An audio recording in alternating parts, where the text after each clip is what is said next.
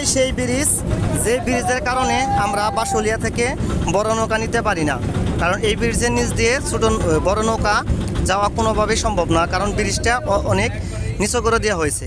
সেই কারণে আমাদের ছোট নৌকা নিতে হয়। দেখেন একদম এই ছোট নৌকাটা ঘেসে ঘেসে যাবে। আমি দেখে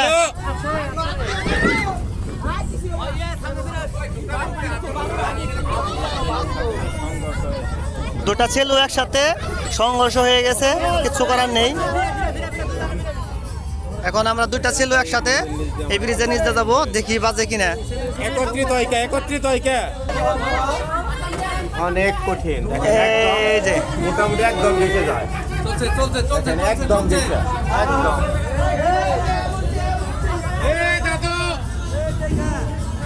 একদম ভয়ঙ্কর একটি অবস্থা। এই যার একটা ছিল পাতাল হয়ে বেঁচে গেছে।